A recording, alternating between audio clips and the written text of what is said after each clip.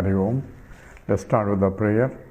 Om Samasta Jana Kalyani Niratam Karunamayam Namami Chinmayam Devam Sadgurum Brahma Vidwaram Vasudeva Sutam Devam Kamsachanora Mardanam Devaki Paramanandam Krishnam Vande Jagadgurum Tvameva Mata Cha Pita Tvameva Tvameva Bandhuscha Sakha Tvameva Tvameva Vidya Dravidam Tvameva Tvameva Sarvam Mama Deva Deva Tvameva Sarvam Gurudeva Deva. Hari Om. So we are looking at the Mahavakyas, essentially, that I am that Brahman. And I am here, it's when I say I am, so I normally indicates the identification with the Panchakoshas. That is essentially Vachyartham, when that is a transactional I am, because without me identifying with the Panchakoshas, I cannot transact in the world. So from the birth all the way and all throughout my life, I am identifying myself with either Annamaya Kosha or Pranamaya Kosha or Manomaya Kosha or the Vijnanamaya Kosha and Anandamaya Kosha whenever I say I am happy. And therefore, it's always identification with some kosha. That's what I am dealing with all the time in all my transactions. And even I take, if that itself is the true nature, then I'm going from one but delusion to delusion, because the kosha is an object, and it's an object comes under the five aspects that we discuss. One is Drusyatvam, Bhautikatvam, and Sagunatvam, Savikaratvam, Agamapayitvam. So the five aspects, it is known, Drusyatvam, and it is Bhautikatvam, it's made of material, and the Sagunatvam, therefore it has the properties, and the Savikaratvam, it undergoes modifications, and Agamapayityam, and it has a continuously changing, comes and goes all the time. So from the birth, continuously date of birth is there, date of exit is also there, and even during life there is a changes continuously at the body level, at the mind level, at the intellect level. So all are keep coming, and in spite of all these five aspects that are associated with the Panchakoshas, I say I am existent and I am, and say I am existent and I am conscious entity. I am the same person which is called Pratyagatma. The inner essence of myself is changeless. I keep changing from a dream state to a waking state to a dream state and a deep sleep state. So states are changing, but I am the same person who is experiencing different states, and the one who is experiencer is different from experience, which is the same as Drusyam, or the object of my knowledge. Therefore, I am something different from that. And who exactly I am? I know I am a conscious entity, I know I am an existent entity, but scripture points out that consciousness that you are is not localized consciousness. Consciousness and existence have to be limitless, and that all-pervading consciousness is Sachidanandam, and that is the essence of all your original personality itself. Everything else is modifying. If something is modifying, there has to be adhara or adhishtanam, which has to be changeless. That's a law of conservation. If things are changing, there has to be changeless entity which remains the same in all these changes. And that adhara, that adhishtanam, and that which remains the same all periods of time, that which is nityam, and therefore that is the satyam, and that aspect is I am a sakshi, I am a kotastha chaitanyam, and that understanding has to be learned by inquiring that what is lakshyartha that is being pointed out, that who I am not this, I am not this, I am not this, but I cannot say I am something, but therefore it is not, I am not an object of knowledge, but I am the very knower principle. Knower cannot become a drusyatvam, and therefore it is a reaffirmation or claiming that whatever is left, I say that which after negation everything, that alone I am, because I cannot negate myself. I can negate everything else other than myself. Even to negate myself, I should be there. So that is nothing but Satyam, Anandam, Anantam. And that's what the sloka 227, in conclusion of this series of the slokas that pointing out that Aham Brahmasmi, Satyam Jnanam Anantam Brahma Vishuddham Paramam Svatasiddham Nichaika Anandarasam Pratyagabhinnam Nirantaram Jayati. And that which is the highest, which remains the same, Jayati, which is that which comes all the way Adhishtanam as what? Which is Satyam, which is the pure, which is existent, and also which is the truth, and Jnanam Anantam, which is the Satyam Jnanam Anantam, is from the Taittiriya Upanishad. It is essentially nature of Brahman. The way the Taittiriya Upanishad defines Satyam Jnanam Anantam Brahma, then in the very next slokas it changes from Brahma to Atma, from which the whole universe came, and so on. Tasmatva etasmat atmana akasha sambhutaha. So from Brahman, starting from Brahman, immediately it switches to Atma, because there is not difference between the self that I am and the Brahman. So Kutastha Chaitanyam or Sakshi Chaitanyam is same as the total consciousness. So why do we get separate name for Kutastha Chaitanyam and separate from the Brahman? Only we separate it because from the point of an individual who is trying to inquire, I am that part which is changeless entity, and changeless entity is same all over, and it's just like the total light is all pervading here, but only that part of the light that is falling in a particular one, that's what I am seeing in every object. Same way I am seeing the buddhi, because the buddhi is the one that is enlivened, and sakshi is that part of consciousness that is illumining that particular buddhi. We call it a localized, as though, quote unquote, the consciousness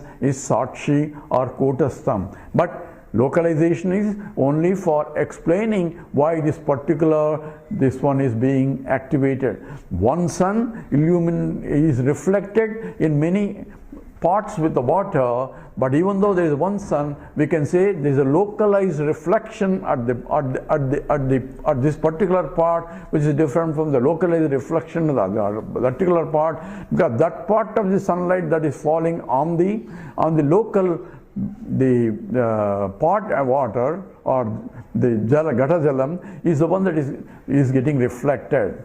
So therefore, for convenience, we say in the 5 components of, or 3 components of the jiva, one is the pure consciousness, and the other was the reflected consciousness and the reflecting medium. The reflected consciousness and reflecting medium conditionally changes, only changeless entity, what is satyam, and that's also of the nature of pure consciousness, jnanam, and that is anantam. That means Kutastha Chaitanyam is same as Brahman.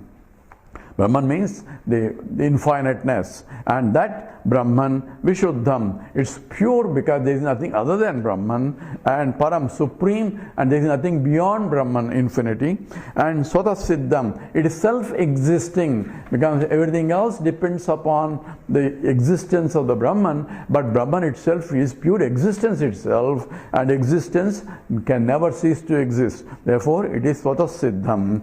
And Nitya Anandayikarasam, it is Nityam and Anandaraikam, and Nitya Anandam, it is all the time pure Anandam, it is Rasam, Raso Vaisaha, that's how the Upanishad says. That means its essence is nothing but the Anandam itself, that is the pure, because it is full. Fullness is the limitless alone is Anandam. Pratyagabhinnam, so it is not different from the innermost self that I am, and Nirantaram Jayati, it's all the time Jayati, it's all the time existing and as a very substantive for everything else, and that is the final word, that is what the Jayanti is. Nityam Jayati, Nirantaram Jayati, and that itself remains all the time. So with that, the Acharya has analyzed that Aham Brahmasmi. Now he is going to analyze that the world is also nothing but Brahman. So there is no difference between, so when I am excluding everything as I am not this, and arriving at myself who that I am is, now what we excluded is all the drishyatvam, bhautikatvam and savikaratvam, niguna, all that is we have excluded as I am not. Now we are going to include all that is nothing but Brahman also, and that's what is going to be talked from now on. So now we are going to the discussion of the world is nothing but Brahman. We will take sloka 228. Sadidam paramadvaitam swasmad anyasya vastuno bhavat nahyanyadasti kimchis samyak paratattva bodha sudasayam. Let's read again. Sadidam paramadvaitam swasmad anyasya vastuno bhavat nahyanyadasti kinchit samyak paratattva bodha sudasayam. So here sad idam paramadvaitam swasmad anyasya vastunaha abhavat nahyanyadasti kinchit samyak paratattva bodha sudasayam. So here this statement here is coming from the scriptural statement, and therefore to say that world is Brahman, so I am trying to find out what is the very cause for the world. That is the inquiry of any scientist also. What is the cause for what I am seeing? So I am seeing the world. So what is the cause for it? How did the world came into picture? So the inquiry about whether it's objective scientist or even Vedanta also tries to inquire what is the cause for this objective world. And from the point of the objective scientist, they are trying to find out what is the fundamental particles from which the whole universe is built up.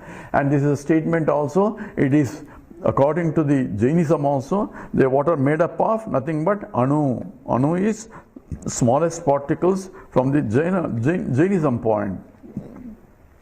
Jina's theory. But here the objective scientists also trying to find out what is the Anu, what is the building material for that. And they are trying to break the particles and see and keep on breaking with higher and higher energies to find out what is that which is unbreakable anymore, and that is the fundamental particles according to the objective scientists. So objective scientists, because using objective tools, only can analyze the object only, and he ignores the fact that there is a subject who is involving, and the universe includes both the object and the subject. So analysis of only one system does not help, and trying to find out what the object material itself as an object, and trying to find out and to know what is the cause for it and how did that come, and again from the point of this whole universe in terms of the galaxies and galaxies, all again they talk about is a big explosion, or essentially where the universe itself started, and all that is going to be limited because the tools are limited. So the Vedanta also tries to inquire what is the essence of this world. World is changing, and what is the essence of the entity that is changeless entity in the changing things, and that's what we call it as Satyam. And for that scripture says, the Vedanta says, is what was there before creation. Creation what? Sat idam is Param Advaitam. That existence alone was there before creation. So the Chandogya Upanishad starts with the statement, says the Uddalaka, the teacher, and confronts his son Swetaketu, have you learned, knowing which you know everything? Have you learned that knowledge? Have you gained that knowledge? Having known that, you know everything. And the Swetaketu, thinking that he knows everything, realizes, how can it be possible? Because if I know something, I know only that, but I won't know the other one. If I know chemistry, I won't know physics, and I won't know biology. I wish if I know chemistry, I know all the subjects, then I become an expert in all other subjects also. But that's not true. Even in chemistry, the more I know, the more specialization I am becoming. I am only becoming a smaller knowledge of smaller entities only. That's called super specialization. So here it says that knowing which I know everything, that will happen only, as according to Uddalaka, the teacher, it says if there is a cause for it, if I know the cause and the products are nothing but the cause itself, and if I know the cause, then I know all the effects. And he gives the 3 examples in the Chandogya Upanishad. It says, knowing a karanam is ekam. Karanam is only one, karyam or product. So if I know the karanam, and that is essentially the material cause for it. So if I know the material that is made up of, and if the material is the same thing, then I know the essence of it, because the product may change from one product to other product, but the material should remain the same. That's what is called law of conservation of mass or law of conservation of matter. So matter should remain the same, only one form of matter is changing into another. Those only the superficial transformations at that level, but substantive, the matter essentially should remain the same. That is what we call a fundamental matter, that which doesn't undergo any change in spite of all the changes. And changes can occur only at the level of the names and forms are assemblage only. So I cannot create a new material, I only change one material to other material in the form of one to the other. And that's what essentially all the creation is. So here says, therefore, he gives 3 examples to illustrate the point. One is yatha saumya ekena lohamanina sarvam lohamayam vijñāta vacharambanam vikaro namadeyam. Yatha saumya ekena mritpindena sarvam mrunmayam mrityāta vacharambanam vikaro namadeyam mrityikityeva satyam. Mrunmayam vijñāta. So, yatha saumya ekena nakanikruntarena sarvam kashnaya samvijñāta vacharambanam vikaro namadeyam. This kashnaya meva satyameva. And therefore, whatever these 3 examples are given is what is it? Ekena lohamanina sarvam lohamayam vijñāta. In fact, in the examples here, is going to take the second example. Ekena mritpindena sarvam mrunmayam vijñāta. So from the gold all ornaments came, and these are brilliant examples that the scripture provides as one expressing itself in many, and this expression is essentially a vivartam. Vivartam means a transformationless transformation. That means gold still remaining as gold only, but appearing as many ornaments, and that is the example that is giving. And similarly, the clay is only one, but appearing as many parts. And similarly, iron is black iron, or wrought iron is only one, but appearing as many tools, starting from nakanikruntanam. Nakanikruntam is nail cutters. So they had nail cutters also, but it was not made up of stainless steel, it was made up of kashnayasam, that is black iron. So all the tools are nothing but iron only. So in essence, the gold itself is many ornaments. So, but this is a transformationless transformation. It's not there's 2 types of transformations, and in the chemistry also we learned there are 2 types of transformations. One is called a reversible transformation, and it's called irreversible transformations. Those who are familiar with the transformations in chemistry. So one is reversible transformation. Reversible transformation is ice becoming into water, or water becoming into steels. They are reversible because again the water can be made back into ice, or steam can be condensed back into the water. So these are reversible, and that's called reversible transformation, where appearance also changes. But there are irreversible transformations that, like for example, the milk becoming into a yogurt. So irreversible transformations are called parinamam. Parinamam is transformation of destruction of the previous form and generating to a new form. That's called Parinamam. So there are two Vadas, Vivartavada and Parinamavada in the Vedanta tradition also. So therefore, this transformationless transformation, that gold is becoming into many ornaments, is because of that it is neither the reversible transformation or irreversible transformation, and this is a peculiar transformation the scripture is providing, and that's a brilliant example in the sense that it is gold becoming into many ornaments. So gold remaining as a gold only, there is no transformation from the gold point. At the same time, there is apparent transformation appearing. The ring is different, the bangle is different, the necklace is different, all that is there, still there. So differences exist between one product and another product,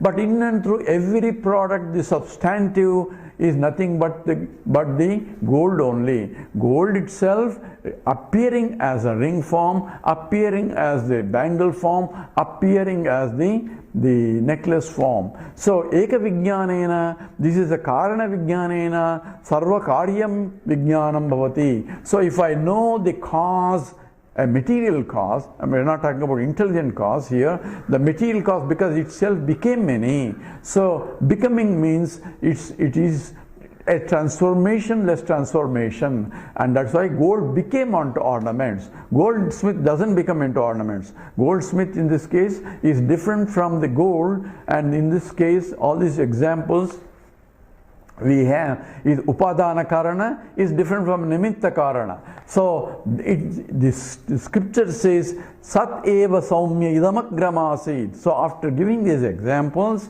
now we go to how the universe is formed, and that cause is only one, and that became many.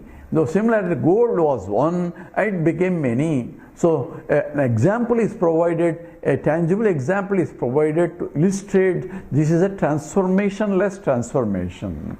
So when gold became a many, that means gold doesn't exist all in a pure gold form, can only exist in different wave forms, including in the lump form or in the ring form or different ornaments form. So if I want to see gold, how do I see the gold? I had to see in and through every ornament is nothing but gold only. So looking at the ring, I say this is gold because it is nothing but the gold only appearing as the ring. So if I pay attention to the outside, the attributive content of the ring, then I may miss the substantive part. So what is substantive knowledge is nothing but the knowledge of the gold.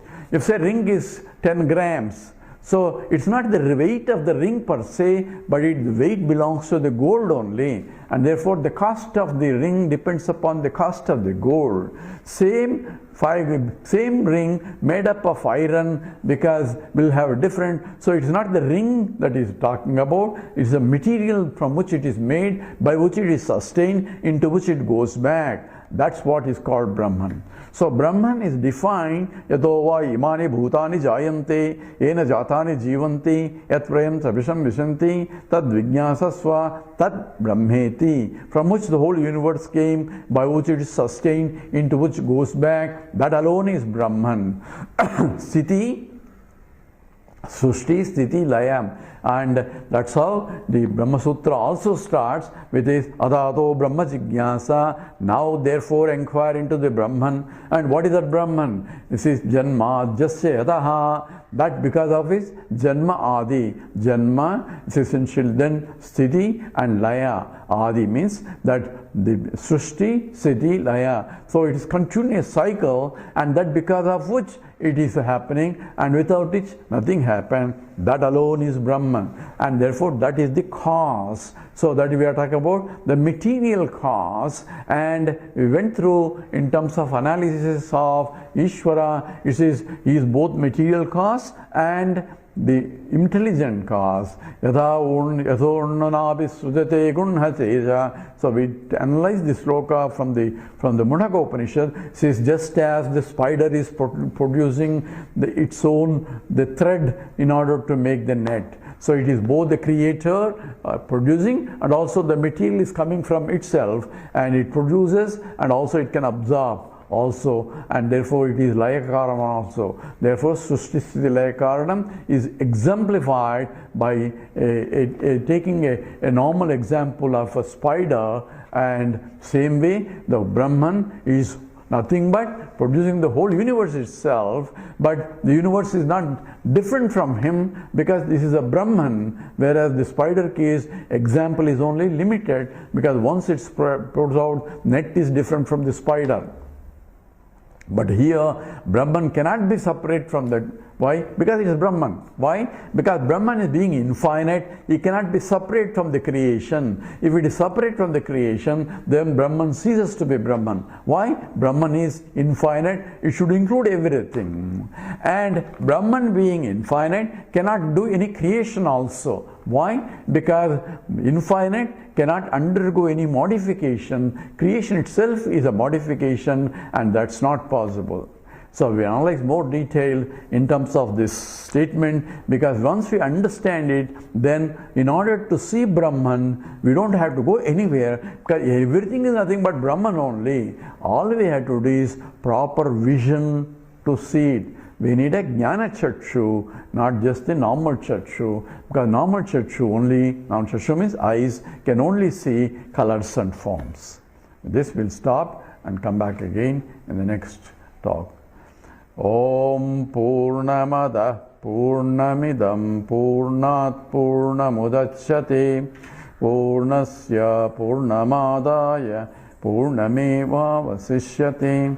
Om Shanti Shanti Shanti. Harihi Om Sri Gurubhyo Namaha. Harihi Om.